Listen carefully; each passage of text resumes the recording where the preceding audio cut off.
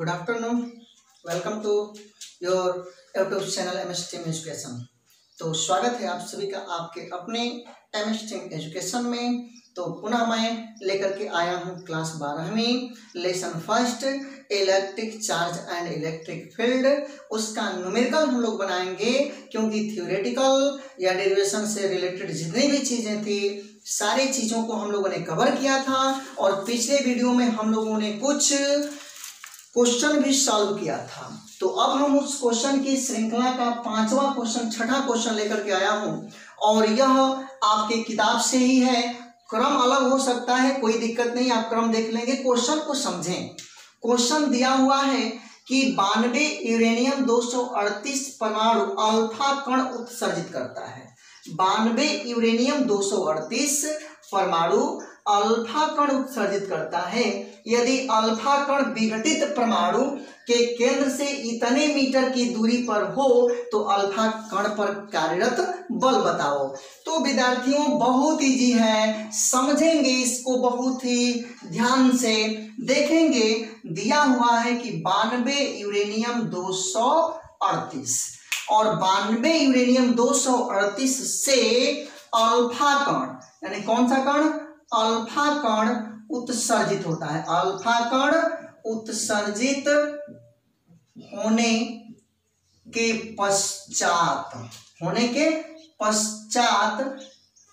पश्चात आवेश कितना हो जाएगा देखेंगे। यानी कि अल्फा कण अगर इससे निकल जाएगा तो एक अल्फा का मान होता है, माने अल्फा को हम लोग लिख सकते हैं, एक अल्फा पर होता है 2 अल्फा 4। ध्यान दीजिए, किसी परमाणु से अगर एक अल्फा कण निकलेगा तो एक अल्फा कण के निकलने से उसके परमाणु क्रमांक में 2 की कमी और द्रव्यमान संख्या में 4 की कमी होती है।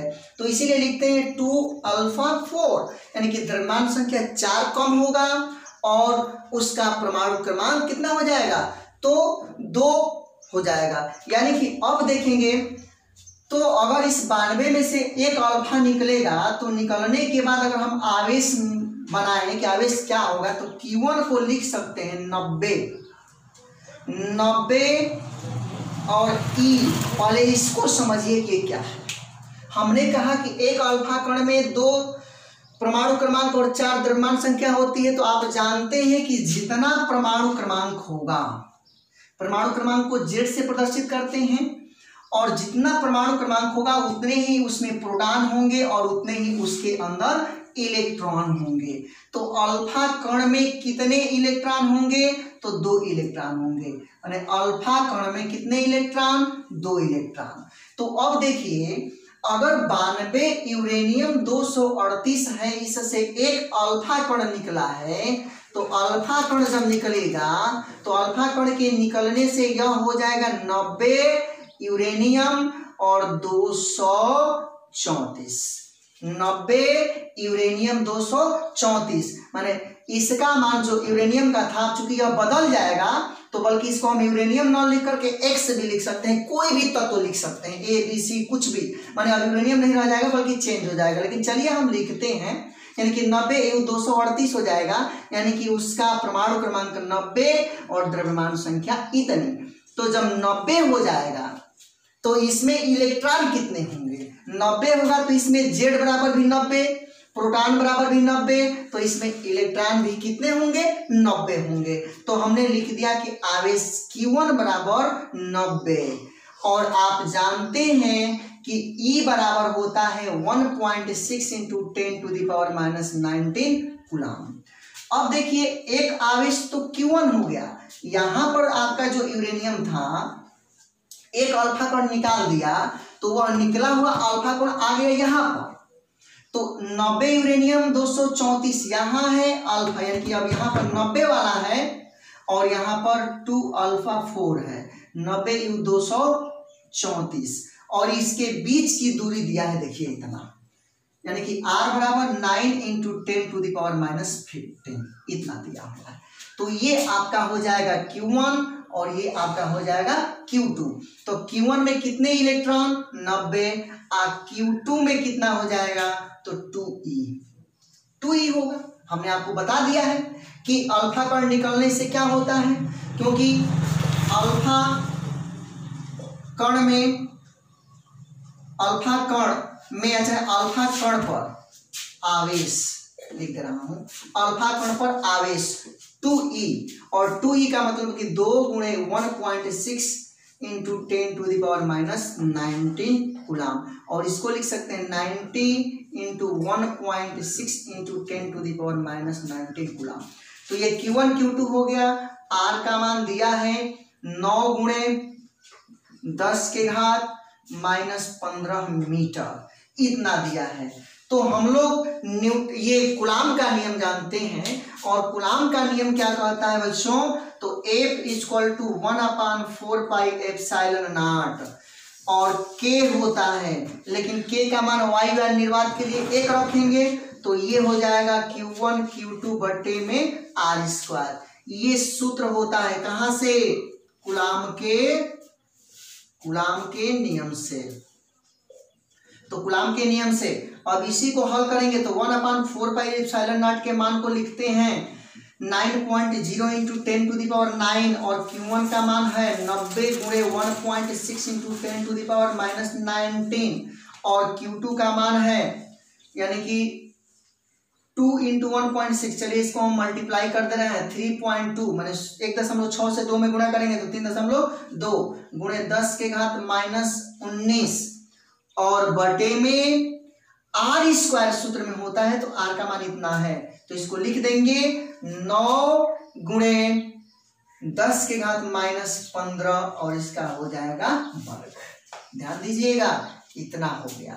जब इतना हो गया, इसी को हल करेंगे तो लीजिए हम लिखते हैं 9, और यहाँ पर 90 है, 1.6 है, 3.2 है, तो इसको लिख सकते हैं 9.0 गुणे 90, ये 90 है, 9.0 नहीं है, 90।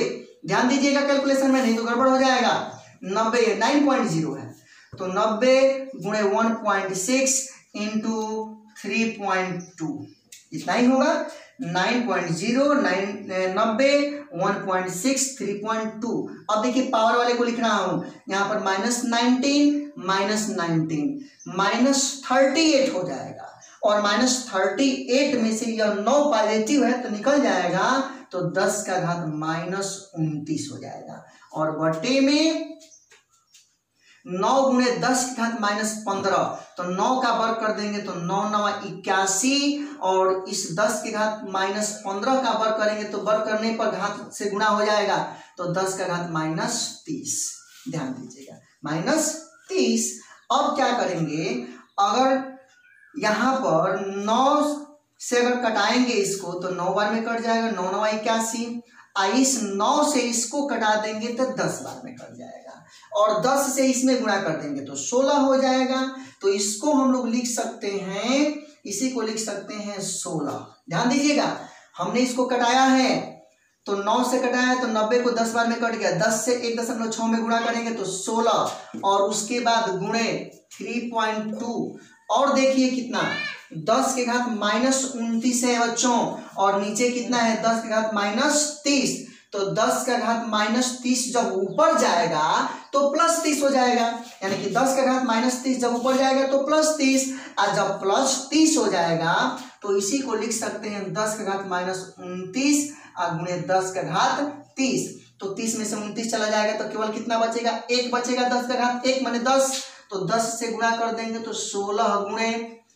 32, क्योंकि ये इसमें से कट जाएगा, 10 बचेगा, 10 से इसमें गुणा कर देंगे 32 में, तो ये कट जाएगा, और उसके बाद हल करेंगे तो ये कितना आ जाएगा, तो इसका मल्टीप्लाई थोड़ा सा हम लोग करके देख लेते हैं। गुणा करिए कितना हो रहा है, तो गुणा करने पर इसका हम लोगों ने देखा कि गुणा करेंगे जब 16 से इसमें 32 में तो 2, 16 दूना के 32 के 2, 16 3 48, और उसके बाद से 16 दूना के 32 के 2, और हो गया हासिल 3, और 16 3 48, और 48 और 3 51, यानी कि 512 न्यूटन। ये क्या हो गया, 512 न्यूटन, यही आंसर हो गया। यानी अल्फा कण पर कार्यरत जो बल होगा वो कितना होगा, 512 न्यूटन होगा। तो मुझे उम्मीद है कि आप लोगों को यह क्वेश्चन समझ में आया होगा, और अब ऐसा कोई भी क्वेश्चन आएगा तो आप बना लेंगे। तो आप पहले इसको नोट करिए, उसके बाद नेक्स्ट क्वेश्चन देखते हैं। हम लेकर के आए हैं हीलियम के नाभिक के कारण उसमें एक एंगस्ट्रॉम की दूरी पर वैद्युत क्षेत्र की तीव्रता याद करिए। तो सबसे पहले देखिए, हीलियम के नाभिक के कारण उससे एक एंगस्ट्रॉम की दूरी पर, तो R का मान दिया है 1 एंगस्ट्रॉम, और एंगस्ट्रॉम का मतलब होता है 1 × 10⁻⁻10 मीटर, यानी कि उसके कितनी दूरी पर कह रहा है, तो इतने एंगस्ट्रॉम यानी इतने मीटर की दूरी पर। जब इतना दूरी हो गया, अब कह रहा है हीलियम के नाभिक के कारण, तो हीलियम को He लिखते हैं, और He का मतलब होता है 2He4। तो हीलियम में, अच्छा हीलियम पर लिख रहा हूं, हीलियम के नाभिक पर आवेश, हीलियम के नाभिक पर आवेश, तो इसका 2 परमाणु क्रमांक है, तो 2 प्रोटॉन होंगे और 2 इलेक्ट्रॉन होंगे। तो इसमें कितने, इसका आवेश Q का मान कितना होगा, तो 2E, और 2E का मतलब 1.6 × 10⁻⁻19 कूलम। अब देखिए, हम लोग सूत्र जानते हैं कि वैद्युत क्षेत्र की तीव्रता पूछ रहा है, तो E बराबर 1/4πε0 और Q बटे में R²। ये सूत्र हम लोग बनाए थे पीछे, यानी कि पिछले वीडियो में आप लोगों को मैं डेरिवेशन करके बताया हूं कि वैद्युत क्षेत्र की तीव्रता E = 1/4πε0 के, वायु निर्वात के लिए 1 रखेंगे तो K कैंसिल, यानी कि 1/4πε0 Q बटे में R², K का मान 1 रखेंगे तो हट जाएगा। अब इतना हम लोगों को सूत्र मिल गया। तो अब हम लोग इसका मान रखेंगे, तो 1/4πε0 का मान, क्योंकि हम जानते हैं कि 1/4πε0 का मान होता है 9.0 × 10⁹।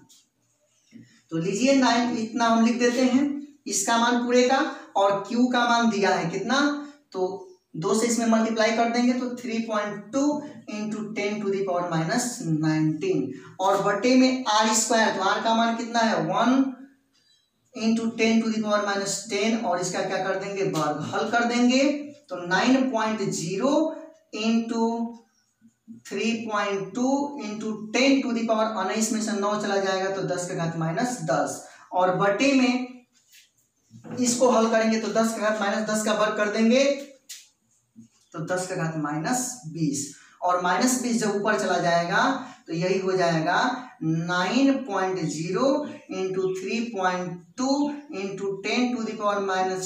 10⁻10 सॉरी माइनस नहीं, बल्कि ये माइनस ऊपर जाएगा तो प्लस हो जाएगा, तो 10⁻20। अब इस 20 में से 10 घट जाएगा तो कितना हो जाएगा, यही तो 9.0 × 3.2 × 10⁻10। अब इसका मल्टीप्लाई करेंगे, जब मल्टीप्लाई करेंगे तो यही कितना हो जाएगा आपका, आप इसको देख लीजिए, हल करने पर ये आ जाएगा। जब इसका इसमें गुणा कर देंगे तो गुणा करने पर यही आएगा E का मान, जब इसका इसमें गुणा करेंगे तो आ जाएगा 2.88 × 10⁻11। कितना आ जाएगा, 2.88 × 10⁻11। और वैद्युत क्षेत्र की तीव्रता का मात्रक क्या होता है, तो न्यूटन प्रति कूलम। यही आपका होगा आंसर, ठीक है, ये आंसर हो जाएगा। तो आप इसको नोट कर लीजिए। पुनः नेक्स्ट क्वेश्चन हम लोग देखते हैं।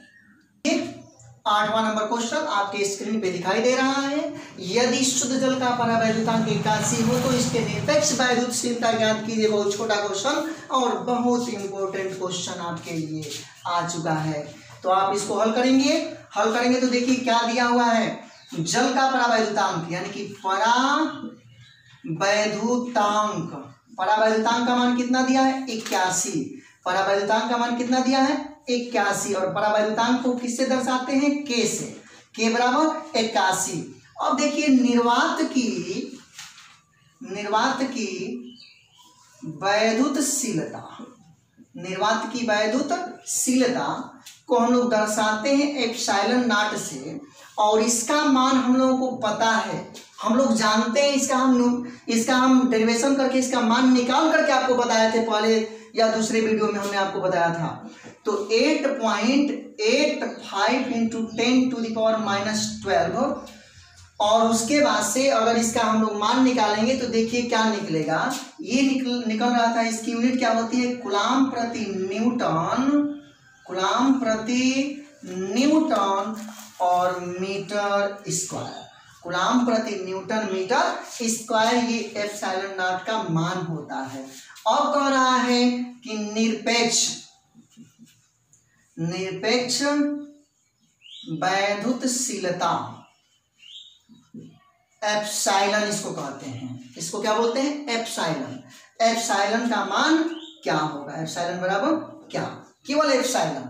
तो अब देखिए, तो एक सूत्र होता है, सूत्र क्या होता है, ध्यान देंगे तो सूत्र होता है के बराबर एप्सिलॉन अपान एप्सिलॉन नॉट, ये सूत्र होता है, ये याद रखिएगा। यानी के बराबर एप्सिलॉन अपान एप्सिलॉन नॉट, निरपेक्ष वैद्युतशीलता बटे में, यानी कि निरपेक्ष वैद्युतशीलता बटे में निर्वात की वैद्युतशीलता।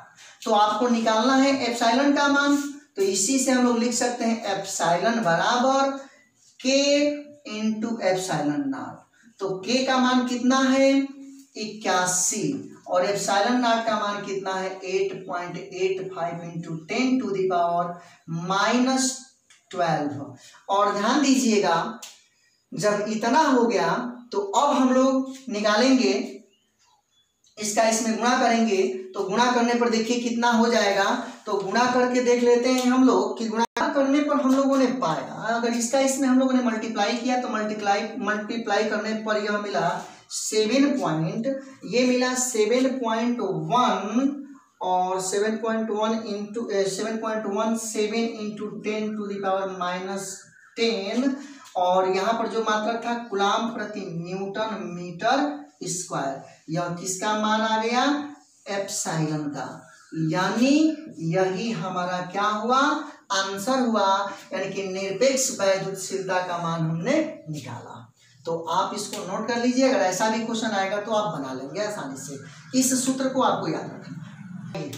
अब आपकी स्क्रीन पे बहुत ही खूबसूरत सवाल, क्वेश्चन नंबर 9 आपके किताब में, इसका क्रम अलग होगा तो देख लेते हैं।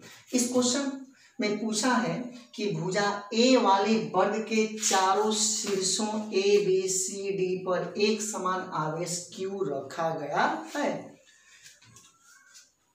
बिंदु डी पर रखे आवेश पर लगने वाला बल ज्ञात कीजिए। विद्यार्थियों, बहुत ही सुंदर, बहुत ही सुपर क्वेश्चन है ये। बोर्ड एग्जाम में सबसे आने की प्रोबेबिलिटी इसकी ज्यादा है और ये क्वेश्चन बहुत सुंदर है। यहाँ तक कि ये आपके एयरफोर्स नेवी में भी ऐसा क्वेश्चन, एक क्वेश्चन पूछा जाता है, बहुत इंपॉर्टेंट क्वेश्चन है ये। तो चलिए हम इसको बनाते हैं। तो थ्योरेटिकल मेथड द्वारा बनाएंगे, ट्रिक नहीं लगाएंगे हम लोग, क्योंकि ट्रिक हम लोग पढ़ नहीं रहे हैं, हम लोग एकेडमिक क्लास पढ़ रहे हैं, तो इसलिए हम लोग इसको देखेंगे। तो चलिए हम बनाते हैं इसको। तो सबसे पहले जैसे पूछा है वैसे मैं इसको बनाता हूँ। कह रहा है कि भुजा ए वाली वर्ग के चारों शीर्षों पर, तो सबसे पहले एक हम वर्ग बना लें, ये हमारा वर्ग हो गया। और इस वर्ग जैसे पूछा है वैसे ही हम बनाएंगे। ये वर्ग हो गया, वर्ग ए बी सी और डी। अब देखिए कह रहा है कि भुजा ए वाले, यह भी ए है, इसकी भी लंबाई ए और यह भी ए, क्योंकि वर्ग है तो सभी भुजाएं बराबर होगी। तो भुजा ए वाले वर्ग के चारों शीर्षों ए बी सी डी पर एक समान आवेश क्यू रखा गया है। माने इस पर भी आवेश कौन सा है, यहाँ पर भी क्यू, यहाँ पर भी क्यू, यहाँ पर भी क्यू रखा गया है और यहाँ पर भी क्या रखा गया है, क्यू रखा गया है। आवेश चारों कोनों पर क्यू आवेश रखा गया है। अब कह रहा है कि बिंदु डी पर रखे आवेश पर लगने वाला बल ज्ञात कीजिए। देखिए सोचिए इसको, कह रहा है कि यहाँ पर बल का मान कितना काम करेगा, वैद्युत बल कितना काम करेगा। तो देखिए एक यहाँ पर आवेश, पहले आप समझिए, जब यहाँ पर कहा है तो दो आवेशों के बीच हमेशा बल काम करता है। तो एक आवेश यहाँ है और एक आवेश यहाँ है और दोनों समान आवेश हैं, यहाँ पर भी क्यू है, यहाँ पर भी क्यू है। जब दोनों आवेश समान है, यानी आप चाहेंगे तो दिखा सकते हैं कि Q1 बराबर Q2 बराबर Q3 बराबर Q4 बराबर Q, क्योंकि पहला आवेश Q1 बराबर भी Q, Q2 बराबर Q, Q3 बराबर भी Q और Q4 बराबर भी Q। माने ये हम बराबर भले ही लिख दिए हैं, लेकिन ऐसे नहीं, बल्कि आप समझेंगे कि यहाँ पर Q1 का मान Q है, Q2 Q, Q3 भी Q है और Q4 भी Q है। तो जब समान आवेश है, यह भी समान, यह आवेश और यह आवेश दोनों का परिमाण समान है, तो जहां पर सजातीय आवेश होते हैं वहां पर रिपल्सन यानी कि प्रतिकर्षण बल काम करेगा। तो यह आवेश यहां पर प्रतिकर्षण बल लगाएगा, क्योंकि इस आवेश के कारण D पर पूछा है, ध्यान दीजिएगा, D पर रखे आवेश पर लगने वाला बल है, यहाँ का बल कितना होगा, तो इसके द्वारा लगने वाला इधर की तरफ जो बल होगा तो ये प्रतिकर्षण बल होगा। तो अगर इसको हम पहला मान लें तो यह F1 हो जाएगा, पहले के द्वारा लगने वाला बल, पहला बल F1।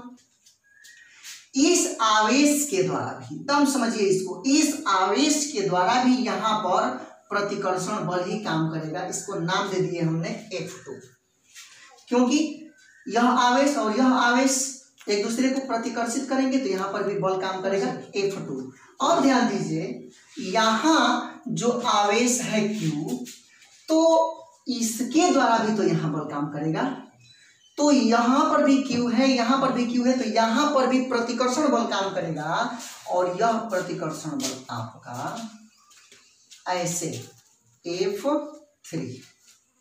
होगा। तो अब देखिए, आपको यहां से यहां के बीच की दूरी तो a है, यहां से यहां के बीच की दूरी a है, लेकिन यहां से यहां के बीच की दूरी ये वाला पता नहीं है, क्योंकि क्वेश्चन बनाएंगे तो ये दूरी हमको लगेगी। ये दूरी a है, यह दूरी a है, और यह देखिए यह समकोण त्रिभुज बन गया। तो आधार का वर्ग धन लंब का वर्ग बराबर कर्ण का वर्ग, तो a का वर्ग धन a का वर्ग, तो निकालेंगे तो 2a² या इसी को हल करेंगे, यानी कि a का वर्ग धन a का वर्ग बराबर 2a² बराबर कर्ण का वर्ग, तो कर्ण बराबर निकालेंगे तो अंडर रूट में 2a बाहर हो जाएगा इतना, तो इसको लिख सकते हैं a अंडर रूट में 2।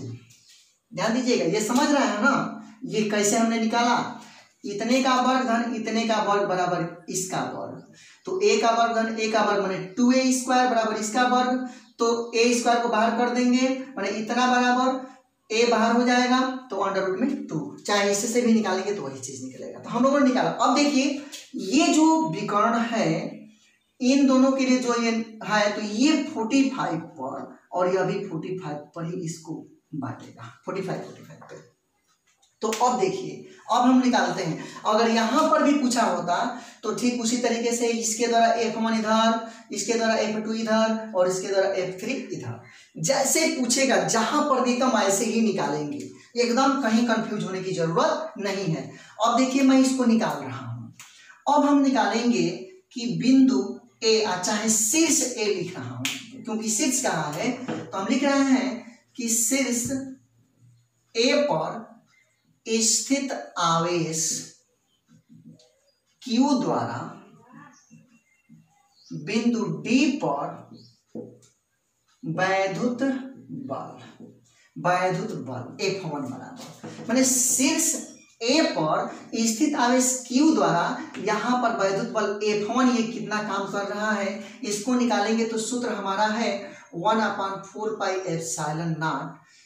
के मन करेगा तो लिखेंगे, नहीं मन करेगा नहीं लिखेंगे, निर्वात मान करके एक लिख करके, निर्वात या वायु मान करके और एक लिख करके इसको हटा देंगे, तो F1 = 1/4πε0 और उसके बाद से Q1 Q2 बटे में r², तो Q1 माने ये Q1 हो जाएगा और इसके लिए यहाँ पर ये Q2 हो जाएगा, तो Q1 Q2 का वर्ग कर देंगे तो ये दोनों बराबर बराबर है, तो Q² हो जाएगा बटे में r², तो यहाँ से यहाँ तक की दूरी कितनी है a, तो ये हो जाएगा a²। एक इसी तरीके से बिंदु शीर्ष C पर स्थित आवेश Q द्वारा बिंदु D पर वैद्युत बल F2 बराबर F2 बराबर निकालेंगे तो देखिए यह भी कितना निकलेगा 1/4 और यहाँ पर भी Q, यहाँ पर भी Q, Q1 Q2 कूलम नियम लगाएंगे तो Q1 का वर्ग Q1 Q2 तो Q1 बराबर Q और Q2 बराबर भी Q, तो Q करेंगे गुणा तो Q स्क्वायर हो जाएगा, तो ये हो जाएगा Q स्क्वायर और बट्टे में इन दोनों के बीच की दूरी कितनी है A, तो ये A स्क्वायर। ये हो गया समीकरण नंबर 2। अब निकालेंगे कि शीर्ष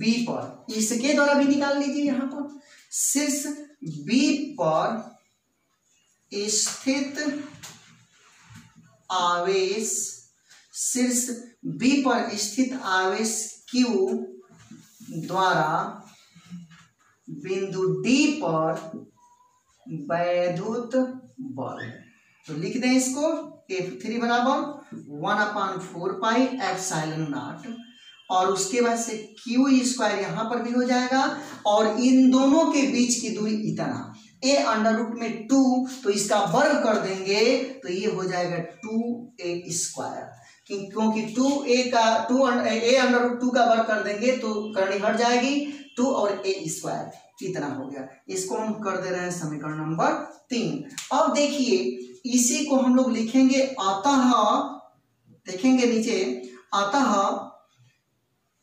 बिंदु D पर कार्यरत बल का परिणामी, देखिए एक चीज हम इसमें छोड़े हैं, क्या छोड़े हैं थोड़ा सा उसको भी समझ लीजिए। देखिए बल सदिश राशि, तो इसकी अगर दिशा लिखना चाहेंगे तो इसके द्वारा यहाँ पर बल जो काम कर रहा है इधर के तरफ, तो इसको लिख सकते हैं AD की दिशा में, AD की दिशा में। अब देखिए इसको क्या लिख सकते हैं, C से D की तरफ ना, तो CD की दिशा में, और इसको क्या लिख सकते हैं, तो B से किधर के तरफ, D की तरफ, तो BD की दिशा में, BD की दिशा में। तो बिंदु D पर कार्यरत बल का परिणामी कितना होगा, तो अगर परिणामी इसका निकालेंगे तो देखिए F बराबर, और देखिए एक बल इधर एक बल इधर, तो हम एक काम करें कि यह बल इसके साथ 45 अंश का कोण बनाता है, यह बल इसके साथ 45 अंश का कोण बनाता है, तो देखिए F2 इसी पर अगर निकालेंगे तो ये हो जाएगा, यानी कि F2 का अगर मान निकालेंगे तो देखेंगे तो क्या हो जाएगा। देखिए तो यह इसके साथ जो कोण बना रहा है तो इसको हम लोग लिख सकते हैं F2 cos 45 डिग्री, और यह जो F1 है इसके साथ 45 डिग्री बना रहा है, तो जिसके साथ कोण बनाएगा वह आपका आधार हो जाता है, तो ये आधार हो गया। तो आधार यानी कि इसका क्षैतिज घटक इस पर काम करेगा, तो ये हो जाएगा F1 और यह भी हो जाएगा cos 45, यानी कि इसके लिए आधार ये और इसके लिए आधार ये, तो तीनों बल एक ही पर काम करने लगे। तो F1 cos 45, F2 cos 45 धन F3, तो हम लोग लिख सकते हैं कि F बराबर F1 cos 45 plus F2 cos 45 और प्लस F3। समीकरण 1, 2, 3 का मान इसमें रख दीजिए, रख देंगे तो देखिए क्या मिलेगा, यानी कि इसकी पूरी वैल्यू इसमें हम पुट करेंगे। जब पुट करेंगे तो देखिए हम यही बताते हैं आपको कि कितना हो जाएगा, तो आप देखिएगा नीचे आप। तो अब देखिए F1 का मान कितना है, तो ध्यान दीजिए इनमें कुछ कॉमन आपको मिलने वाला है। F1 का मान 1/4πε0 Q1 स्क्वायर बटे में A, सॉरी Q स्क्वायर बटे में A स्क्वायर। F2 का मान Q स्क्वायर बटे में A स्क्वायर। F3 का मान यहाँ पर 2 उसके बाद से इतना है, तो यहाँ पर 2 बचेगा और इन सब में A बचेगा और cos 45 बचेगा। तो देखिए सबका मान अगर हम रख देते हैं, चलिए रख लेते हैं, उसके बाद हम लोग बाहर करेंगे। F1 का मान है F बराबर 1/4πε0 Q बटे में A स्क्वायर और cos 45 का मान हो जाएगा आपका 1/2, 1/2 और उसके बाद से निकालेंगे F2 के लिए तो 1/4πε0 और cos ये Q बटे में A स्क्वायर इंटू 1 बटा यहाँ पर भी करनी में 2, cos 45 का मान हम रखे हैं और F3 का मान यहाँ से उठा के रखेंगे तो ये हो जाएगा +1/4πε0 क्यू स्क्वायर बटे में 2a स्क्वायर। देखिए 2a स्क्वायर। काश 45 का मान 1/2 में 2, काश 45 का मान 1/2 में 2। F1 F2 का मान जो है यहाँ से ये उठा करके इसमें पुट किए हैं। सब में से कॉमन कर लेंगे तो F बराबर 1/4πε0 कॉमन होगा और इसके साथ Q बटे में a स्क्वायर कॉमन होगा, a स्क्वायर, और यहाँ पर बचेगा 1/√2 + 1/√2 + 1/2। देखिए यहाँ पर 1/√2, यहाँ पर भी 1/√2 और यहाँ पर 1/2। हल कर देंगे तो 1/√2 + 1/√2 + 1/2 को, इसको जब हल करेंगे तो यही आपका क्या बनेगा, देखेंगे कि क्या बनेगा। अब इतने को जब हम लोग हल करेंगे तो हल करने पर देखिए क्या मिल जाएगा। ये मिलेगा 1/4πε0 और Q बटे में a स्क्वायर। 1/√2 को जोड़ देंगे तो 2/√2 और 2 को √2 लिख देंगे। जैसे 2/√2 हो गया तो इसको √2 गुणे √2 लिख देंगे और नीचे √2 है तो ये कट जाएगा तो केवल क्या बचेगा √2। तो इसको लिख सकते हैं 1/2 + √2। ये आपका, और इसकी दिशा किधर होगी, B से D की तरफ, क्योंकि परिणामी इधर ना काम कर रहा है। तो ये हो जाएगा BD की दिशा में, BD की दिशा में। तो आपका आंसर कितना हो गया, यानी कि परिणामी बल F बराबर 1/4πε0 Q/a² 1/2 और +√2 BD की दिशा में। यही क्या हुआ, आंसर हुआ। तो विद्यार्थियों, मुझे उम्मीद है कि ये क्वेश्चन आपको समझ में आया होगा और इस क्वेश्चन को अच्छे से समझ लीजिए। एक बार नहीं बल्कि 2 बार 3 बार देखिए और उसके बाद इसको समझिए और इस पर दिए हुए सारे क्वेश्चनों को बनाइए। और मुझे उम्मीद है कि आपको यह क्वेश्चन समझ में आया होगा। तो आज इस वीडियो में बस इतना ही। अगले वीडियो में पुनः हम लोग मिलेंगे और मैं पुनः आपसे कहना चाहता हूं कि आप अधिक से अधिक पढ़ाई पे ध्यान दीजिए, समय का सदुपयोग करिए और MS टीम एजुकेशन पर अपलोड सारी वीडियो को देखिए।